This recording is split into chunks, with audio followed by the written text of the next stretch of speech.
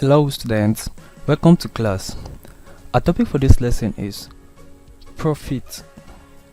That is, we'll be looking at the second part of profit. In this class, we'll be looking at the meaning of turnover and factors affecting turnover. So we'll be looking at relation of capital to turnover. So we'll be looking at calculation of capital to turnover. We're looking at rate of turnover, percentage of gross or net profit to turnover, and variation in turnover in different types of businesses. Now we're starting off by defining turnover. Turnover is the value of the total sales of an organization during an accounting period, usually 1 year. That is a 12-month period. The turnover of a business is another name for sales. Now, what is rate of turnover? Rate of turnover is the number of times the value of average stock of a business is sold during the year. The rate of turnover varies from one product to another. Expensive goods have low turnover rate, while perishable or cheap goods have rapid turnover rate. Now, what are the factors that affect turnover? We have 1, the goodwill of the seller. That is the reputation the seller has in the industry.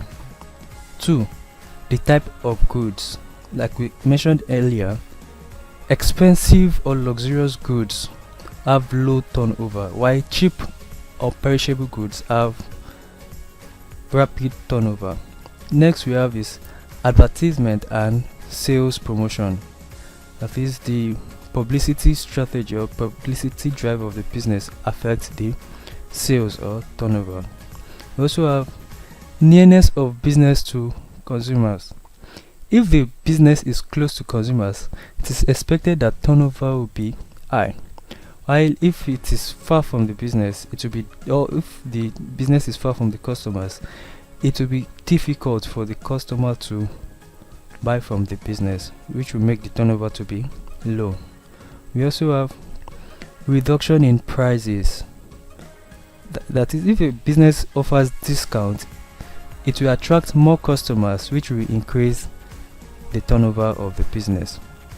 Next we have increase in the quantity of goods sold, and lastly constant availability of goods. All these factors affect the rate of turnover. Now let's move on to working capital turnover. Working capital turnover is a measurement comparing the depletion of working capital used to fund operations and purchase inventories, which is then converted into sales revenue for the company. The working capital turnover ratio is used to analyze the relationship between the money that funds operation and the sales generated from this operation.